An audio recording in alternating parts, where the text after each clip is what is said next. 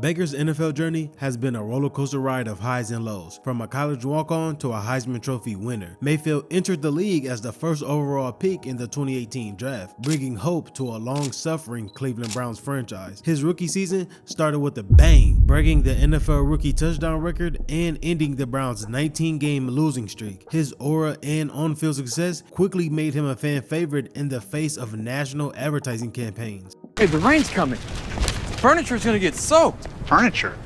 I'll start at the top, you start at the bottom, we'll meet in the middle. However, the promise of his early career success soon started to vanish with inconsistency and controversies. A shoulder injury in 2021 slowed his progress, leading to a steep decline in performance. The relationship between him and the Browns soured, ending in a messy divorce that saw him traded to the Carolina Panthers. Because Baker Mayfield isn't that talented. Written off by many as a bust, Baker's career seemed to be over after his time in Carolina. But just when everyone counted him out, he engineered a remarkable comeback with the LA Rams and later the Buccaneers. 2023 was his best season on the stat sheet, with just over 4,000 yards, 28 touchdowns, and 10 interceptions. Hell, this year alone he started out with 4 touchdowns in Week 1 versus Washington. And now as Baker lead the Bucs to success, questions arise. Was he unfairly scapegoated in Cleveland? Did the Browns make a big mistake moving on from him? And maybe most controversially, is Baker actually an elite quarterback hiding in plain sight? Personally, I believe so. Dude was just written off way too soon because of his unfortunate situation. So let's dive into all the craziness of Baker Mayfield's career, exploring the highs, the lows, and the burning questions that continue to surround him.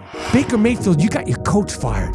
You suck. I can only imagine what Mike Evans and Chris Godwin are thinking going from Brady to Baker Mayfield. Surprised Mike Evans and Chris Godwin had asked for a trade. You got blood on your hands, Baker. His journey to NFL stardom began as an underdog story. In 2013, he walked on at Texas Tech, becoming the first true freshman walk-on quarterback to start a season opener in FBS history. Despite an impressive debut season, he got hurt around week 5 and was out just for a couple weeks, but once he returned from injury, he didn't see the field for the rest of the season, nor was he offered a scholarship which he thought he deserved. 3 games later when I was healthy and ready to play, and then they didn't put me back in, and I was kind of like, the hell's going on? He would then end up transferring to Oklahoma as a walk-on, once again betting on himself against the odds. Tech blocking my transfer, so I wasn't allowed to transfer in conference. Screw it, I should be able to since I walked on. I was paying for school anyway. So I literally showed up to a team dinner on a Tuesday night at the stadium, and I introduced myself to Bob Stoops. And he was like, so you are on campus? I was like, yeah, I'd love the chance to play here. And they were like, all right, well, I guess Wow. Workouts. At Oklahoma, his talent was seen by the masses. He led the Sooners to 3 Big 12 championships and 2 playoff appearances, including 3 wins over his old school, the Red Raiders. His 2016 season was mainly memorable for the historic shootout against his old school and Patrick Mahomes. The game ended 66-59, where Mayfield threw for 545 yards and 7 touchdowns. His college career came to an end in 2017 after a loss in the Rose Bowl, and he closed the chapter with the Heisman Trophy win, making him the first walk-on player ever to receive college football's highest individual award. This year's Heisman Trophy winner is Baker Mayfield of the University of Oklahoma. When Baker played on Saturdays, it was a time to be alive. Every weekend, there was something new with him, from his dancing to planting the flag. In that time when Kansas left him hanging, he answered back on the scoreboard and on the sideline. Right there, now that's inappropriate. That's inappropriate. Even when he talked trash, it was hilarious. He also has 1 win. Go cheer on basketball.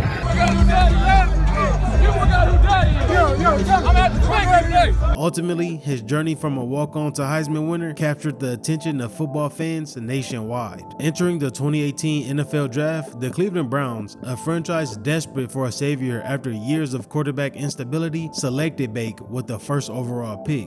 The Cleveland Browns select The weight of expectations was intense. Cleveland hadn't had a winning season since 2007 and was just coming off a winless 0-16 year. His NFL debut was nothing short of cinematic. In week 3 against the Jets, he came off the bench and led the Browns to their first win in 635 days. And the city of Cleveland erupted in celebration, and finally there was hope. Right on the back of Baker Mayfield. He the savior. But things hadn't turned all the way around just yet. Over the next 6 weeks, Cleveland went 1-5 with 3 games going into overtime, which ultimately caused some coaching changes, which was a shocker for Baker. Surprising to me. Never gone through it like that, and that's my welcome to the business moment, I think. With Hugh Jackson out, then going to another team in division, it just didn't sit right with Baker. They played the Bengals in week 11, ending with the Browns coming out victorious for only the 4th time that season. Baker had a monster game, throwing for 258 and 4 touchdowns. After the game though, you could tell the competitive drive from that OU Baker was still there. As Hugh Jackson told him good job with the handshake and what seemed like a bro hug, Baker kept his distance and had this to say about him after the game. He said, good job, good game. Didn't feel like talking. You or him? Me. Why not? I don't know. Left Cleveland, goes down to Cincinnati. I don't know. It's just somebody that was in our locker room asking for us to play for him and then goes to a different team. We play twice a year. Everybody can have their spin on it, but that's how I feel. That's how I'm going to treat it every time we play them. But this quickly became the headline of every sports show in America, with everyone basically saying how Baker was a little immature and didn't understand the difference between college and the NFL, and how the NFL was a business. Still operating with the college mindset, right? He's treating Hugh Jackson like Hugh Jackson quit on this team. Hugh Jackson was fired. Well, bro, you went to Oklahoma, right? You didn't decide to go somewhere that stunk in the Big 12. You went to a team that was actually good. But it's like you're knocking him for grabbing another job while he's got an opportunity to do so. And you say you didn't have a scholarship? Well, pay your way. But you left. Because sometimes you got to do what's best for you and your career. Every time Baker talks, I like him more. He is unabashedly himself. All in all, this wouldn't be the last time Baker would face his old coach that season. As Cleveland closed out the season, they went 5-2 after Hugh was fired. Cincy and Cleveland met back up in week 15. Baker balled out again, throwing for 284 and 3 touchdowns. On the closing drive, Baker stared down Hugh Jackson on the sideline, and this once again made its run in the headlines. Punkin' Hugh Jackson. Tell me he doesn't hate Hugh Jackson. Look at that face. Oh man, is Baker Mayfield something or what? He needs to grow up. Skip, at some point in time, he's going to have to grow up. And for him to carry on this kind of animosity, something was said that got back to Baker Mayfield. Do you have any idea what it was about? No. No. Still to this day, I don't. You don't? How's your relationship with him? Well, I haven't spoken to him, obviously, but me leaving and going within the division really bothered him. Why? I don't understand that. I don't even understand that thinking. I don't get why people have a problem with football being a competitive sport. You're supposed to play with emotion. You're supposed to play with passion. Quite honestly, if you don't like it, whatever. Football's not meant to be a soft game. Could care less. Ultimately, by the end of the season, he broke Peyton Manning's rookie touchdown record, throwing 27 touchdown passes. More importantly, he sparked a cultural shift in Cleveland. The Browns finished the season 7-8-1, a remarkable turnaround from their winless previous year. Overall, he didn't have bad numbers for a rookie, with 3,700 yards, 27 touchdowns, 14 interceptions, and a 63.8 completion percentage. His swag and the way that he carried himself quickly made him a fan favorite. The city buzzed with excitement. Browns fans who had endured years of disappointment finally had a reason to believe. Mayfield's rookie season wasn't just about the impressive stats or the wins, it was about bringing hope back to a football city that had been starving for success. That city loves that kid. Yeah. I got out of my car and said, hey man, what do you guys think about Baker Mayfield? Y'all like him? Yeah. He said, no. I said, man, what Baker do? He said, we love him. Right. Baker's time with the Browns was marked by early promise, but soon overshadowed with conflict. His cocky personality, which seemed to embrace fans initially, began to wear thin as the team win column didn't continue to increase each week. His time from 2019 to 2020 was a roller coaster of highs and lows, marked by coaching changes that significantly impacted his development and leadership role. The 2019 season began with high expectations under new head coach Freddie Kitchens. The Browns had also acquired OBJ, seemingly giving Bake all the weapons he needed to succeed. However, the first half of the season wasn't going as planned, as they started the year 2-6 through the first 8 weeks. And of course, being the quarterback of the team, he was always in the hot seat. This delusion about how good Baker Mayfield was in Cleveland is crazy to me. Wins and losses are quarterback stats, correct? Let's just say losing was new to him. He didn't know how to handle it properly in the media. One of the first signs of trouble came when he publicly criticized the Browns' medical staff for their handling of OBJ's injury that season. He's not able to run as well as he should be able to. It wasn't handled the right way in our training room, so The incident highlighted his tendency to speak without a filter, something you have to be able to do at the pro level, but later he apologized. Here's what he said. My intentions were not to throw our medical staff under the bus. Those people within our building know my intentions and where I'm coming from. I truly believe that, and I apologize to those that don't deserve the backlash. But as the season went on, they continued to lose. His cocky demeanor began to be side-eyed by the media and his teammates. After a bad game against the Patriots in Week 7, he stormed out of the press conference when a reporter asked what he deemed a dumb question. Was I happy with the drive? No, we didn't score points. It's the dumbest question you could ask. What? Jesus, Tony. I mean, it was a dumbass question. What offensive player would be happy with a scoreless drive? People in the comments slightly took Baker's side. One person saying, Tony at a funeral would be like, and how does your spouse feel now that you've died? There's no such thing as a dumb question. Tony, hold that thought. One person agreeing with Baker, and another saying Baker tried to pull a Westbrook at the end, referring to this video. What? Bro, what are you talking about, man? Bro, I'm out, man. That nigga's tripping. This combative relationship with the media became a recurring theme, but he seemed to not care about the outside noise. I'm not going to apologize for being me. I truly do pride myself on being completely transparent and honest about how I feel. In the locker room, whispers of unhappiness grew louder. Baker's leadership style, once seen as refreshing, was now viewed by teammates as immature and annoying. He was widely viewed as childish and immature, a reporter of Atlantic reported, noting that Baker's behavior divided the locker room. This is who Baker is. This is the immaturity. And this is what kids do. The Browns stumbled to a 6-10 record, with Mayfield throwing 21 interceptions compared to just 22 touchdowns, which caused Rex Ryan to say some things about him. And there's Baker Mayfield. Yeah, I know he's overrated as hell, but It's whatever. I mean, if you don't wear orange and brown, you don't matter. And Rex Ryan doesn't have any colors right now for a reason, so. This was also around the time you couldn't go 3 commercials without seeing Baker's face, and many thought he should give up football completely and just start an acting career. Ryan Clark making a comment about it, saying Baker Mayfield is really going to show you what he's worth. All Baker Mayfield showed that he was good at is making damn commercials. He's got about 8 different commercials. You see him everywhere. Baker Mayfield, the best actor in the NFL right now. He's got more commercials than wins. Hey, you know, Dak Prescott didn't film any commercials, and he came out and led the entire NFL in offense, so maybe Baker should do that. The offense just never got together on the same page, and Freddie Kitchens seemed overwhelmed in his role as head coach. Mayfield's relationship with Kitchens, once thought to be strong, became strained as the losing continued. Hell yeah. You guy's an idiot. It was a year of what could have been, Mayfield reflected in a postseason interview. We had all the pieces, but we just couldn't put it together. The Browns front office acted swiftly, firing Kitchens after just 1 season. This marked Mayfield's 4th head coach in 3 years, rising concerns about the impact of such instability on his development.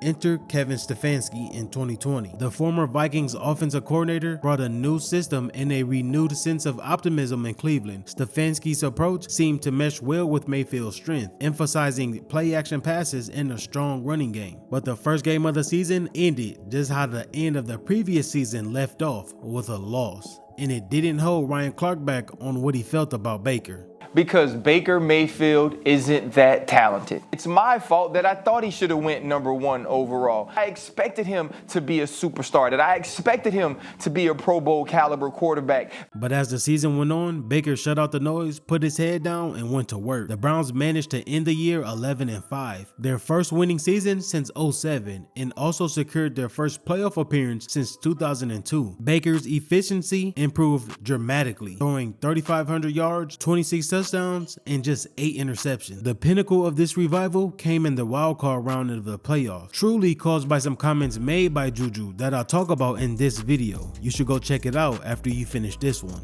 But Mayfield led the Browns to a stunning 48-37 victory over the division rivals. It was Cleveland's first playoff win since 1994, and Baker was at the center of it all. "This is what I came here for," Baker said after the game, "to change the culture, to be the quarterback this city has been looking for." The 2020 season ended with a divisional loss to Mahomes and the Chiefs, but it had rekindled hope in Cleveland. Baker has shown flashes of quarterback play that the Browns hoped that he could be when they drafted him first overall in 2018. As the 2021 season approached, the questions remained. Could Baker Mayfield build on their success and truly establish himself as the Browns' franchise quarterback? But the answer would prove to be more complicated than anyone anticipated.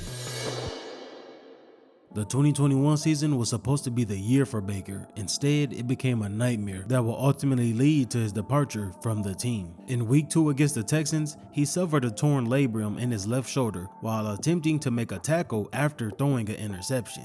This injury will haunt him for the rest of the season. Despite the severity of the injury, he chose to play through the pain, wearing a harness to stabilize his shoulder. Then 4 weeks later, he was hit and dislocated the same shoulder. But as his determination to stay on the field was admirable, it came at a cost. I was trying to be tough and fight through it, but then physically I wasn't as capable of doing what I normally was. His performance suffered dramatically. His completion percentage dropped from 82% before the injury to 59.5% after, ranking him the 4th worst in the NFL. The once accurate passer was now struggling to hit open receivers, and his decision-making became increasingly erratic. This problem reached a boiling point with OBJ. Despite high expectations, the Mayfield and Beckham connection never clicked on the field. Frustrations showed in a dramatic turn of events in November 2021, when Odell Beckham Sr. posted this video on Instagram highlighting all the times Mayfield had failed to throw to his open son, basically throwing Baker under the bus, with the caption, "Generally behind the scenes, but not today," with hella hashtags. This public criticism from a teammate's father was not normal, and it created a media firestorm.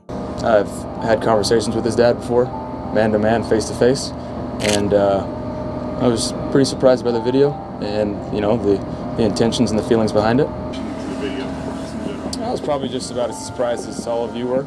It's foul, and I can't imagine what it must feel like to be Baker Mayfield right now, always getting accused of things that you ain't do. Ultimately, it forced the Browns' hand, leading to Odell's release from the team.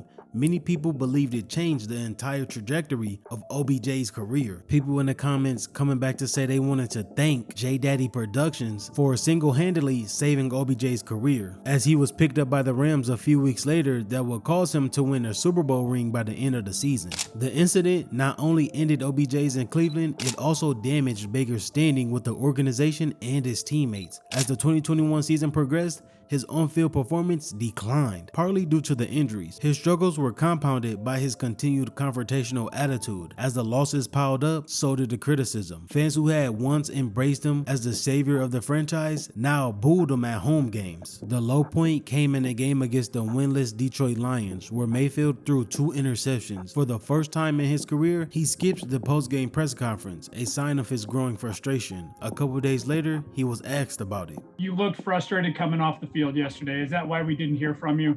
Yeah, I was frustrated, among other things.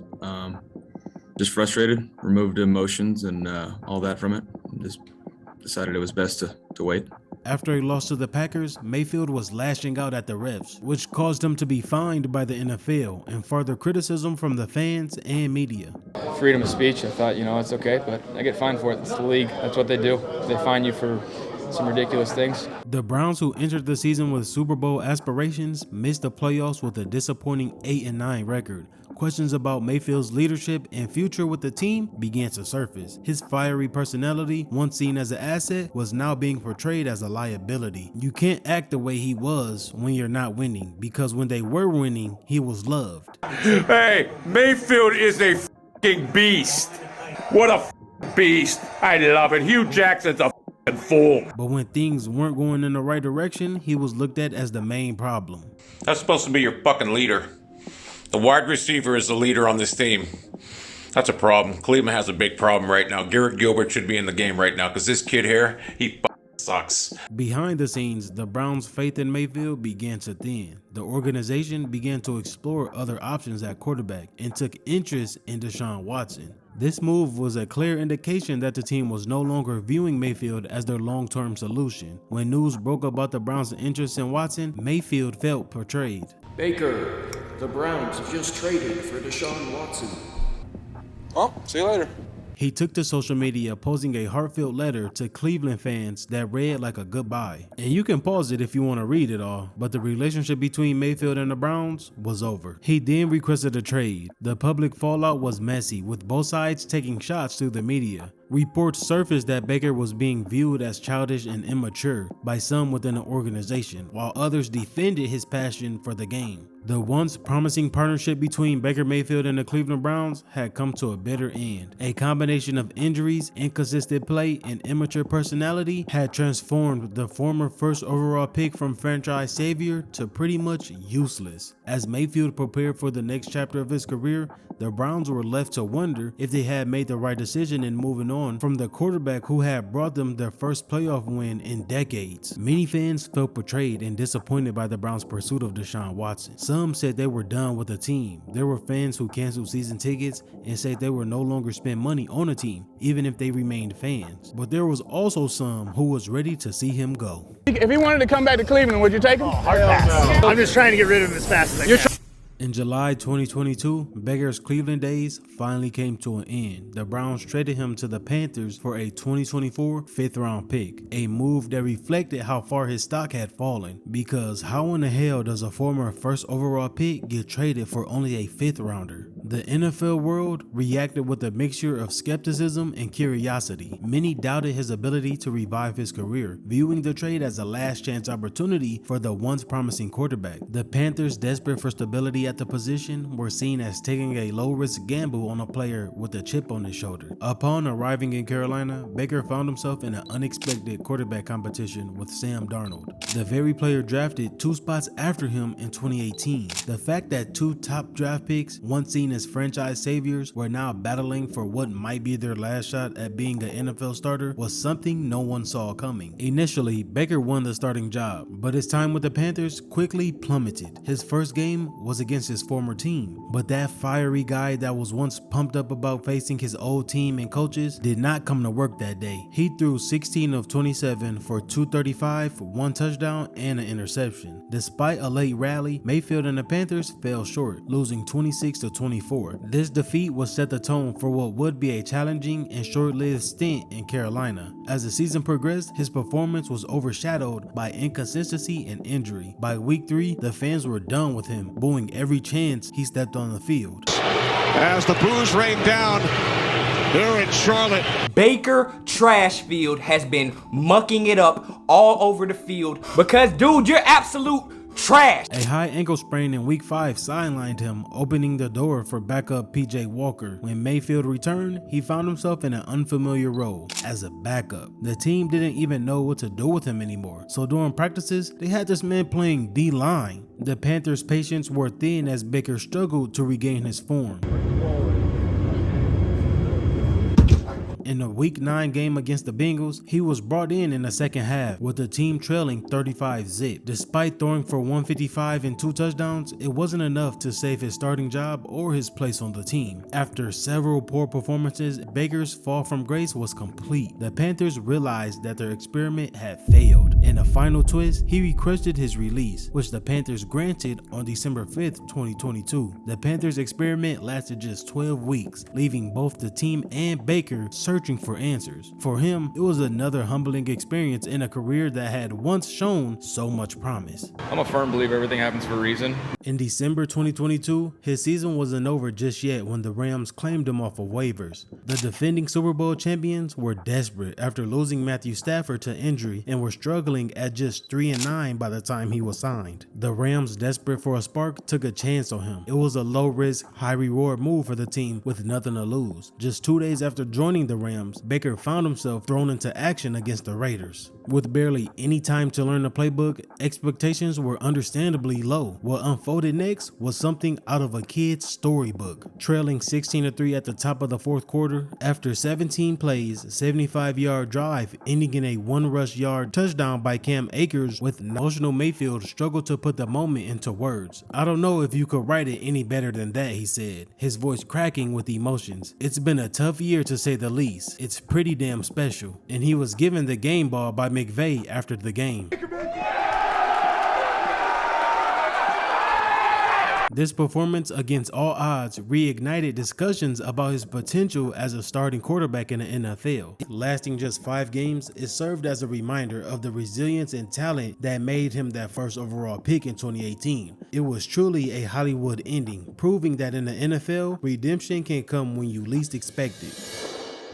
In March 2023, Baker Mayfield found himself at a career crossroads. He was now a free agent looking for a new home. Enter the Tampa Bay Buccaneers, a team facing their own uncertainty following the retirement of legendary Tom Brady. The Buccaneers, desperate to maintain their competitive edge, took a chance on Mayfield, signing him to a 1-year, $8.5 million deal, which was a prove-it contract for a quarterback with something to prove. As he arrived in Tampa, the weight of expectations was evident. He wasn't just stepping into a starting role, he was stepping into the shoes of arguably the greatest quarterback of all time. The pressure was intense, and the NFL world was skeptical. What's it like replacing Brady? I mean, I'm sure you've heard some crazy stories coming in right after him. Listen, I'm never going to be Tom Brady. There's a reason he has won so many Super Bowls. He's the greatest of all time. There's no doubt about that. And I'm not going to try and beat Tom. I'm going to be me. That's what's gotten me to this point. For me, I was just trying to be myself, not trying to wear his shoes or do any of that. And you can't do that. And the questions arise. Could a quarterback who had been put on a back burner by 2 teams in the previous years really lead a franchise that had tasted Super Bowl glory just 2 seasons prior? And was he even the right guy to lead the post-Brady era in Tampa Bay? It was all fueled by his recent struggles. Critics pointed to his inconsistent play and questioned whether he had the mental fortitude to handle the pressures of following a legend. Yet, there was some who saw potential. They pointed to his rookie season success and his playoff win with the Browns. Some argued with the right system and support, Mayfield could recapture the magic that made him that first overall pick. As training camp approached, the narrative around him and the Buccaneers were filled with question marks. The stage was set for one of the most compelling storylines of the 2023 NFL season. The former Golden Boy turned bust, as many put it, was about to embark on the biggest challenge of his career. His comeback in Tampa in 2023 was nothing short of impressive, marking a dramatic turnaround in his career. He showed significant improvement in his play. His accuracy, decision-making, and poise in the pocket were notably better than his previous years. In Week 1, he led the Buccaneers to an impressive road victory against the Vikings, setting the tone for a season of growth and redemption. After going 3-1 through the first month of the season, they hit a slight slump, but their losses were very close. And Baker's play was not the reason, as he was north of 200 yards with 1 or 2 touchdowns each game. His maturity was evident, both on and off the field. All the immature comments and confrontational attitude that had characterized his time in Cleveland were gone. Instead, he displayed a calm, focused demeanor that earned him the respect from his teammates and coaches. The growth was reflected in his play, as he consistently made smart decisions with the ball and showed improved leadership in crucial moments. The chemistry Mayfield developed with star receivers Mike Evans and Chris Godwin was a key factor in the Buccaneers offense. As the season progressed, analysts and fans began to reconsider their previous critiques of Mayfield. His performance in crucial late season games, including a 381 4-touchdown game against the Green Bay Packers at Lambeau Field, a first for any visiting quarterback, silenced many doubters. Bake's ability to lead comebacks and perform under pressure reminded many of the potential they saw in him coming out of college. The Buccaneers rallied around his leadership and confidence. His teammates praised his work ethic, preparation, and ability to galvanize the locker room. Coach Todd Bowles noted that Mayfield's competitive fire has sparked the entire team, leading to a strong finish to the regular season and a playoff appearance. His ability to connect with Mike on deep throws and find Chris in tight windows breathed a new life in a passing attack that many thought would struggle after T. Brady. By the end of the regular season, Mayfield had thrown a career high, just over 4,000 yards, 28 touchdowns with only 10 interceptions. His postseason performance further cemented his rebirth. He led the Buccaneers to a wild-card victory over the Eagles, throwing for 337 and 3 touchdowns. Even in the divisional round loss to the Lions, he showed grit and determination, keeping the Buccaneers competitive until the final whistle, throwing for 349 and 3 touchdowns. By the end of the 2023 season, the narrative around Baker Mayfield has shifted dramatically. Once considered a potential bust, he was now viewed as a quarterback who had found his footing and was realizing his potential. The Buccaneers' decision to sign him to a lucrative 3-year contract extension spoke volumes about their belief in his ability to lead the franchise into the future. As the 2024 season just got off to a start, Baker Mayfield's performance had already become one of the most compelling storylines of the young campaign. Is Baker a top 10 quarterback right now? I think right now he's looking like one. Baker Mayfield's playing like a most valuable player, gents. I think his attitude permeates the Bucs more than Tom Brady's did. Baker is balling. Every time they needed a big throw in the big moment, he hit it. He ranks near the top of the league in every major passing category. Baker's growth as a leader has been remarkable, said head coach Todd Boyles. Baker's going to be the same every day. He works his tail off to be the best he can be. The guys believe in him, run through a brick wall for him. If I could just leave you with one takeaway from this video, if or when people give up on you in life and write you off, keep betting on yourself every time because you write your own destiny. There's only one question left to ask for Baker. Will he finally be able to hold up the Lombardi Trophy with his time with the Bucs? Only time will tell. Good luck, Bake. He's a hell of a player, and he showed everybody that he's criminally underrated. And I was happy when we signed him. I knew he'd be a great player for us. People counting him out, and just to see how he works, how he's positive through it all. The adversity that he's faced, he never flinched. But he was just a hell of a teammate too. He knows Bake. Everyone knows how I feel about Bake. Bake's a dog.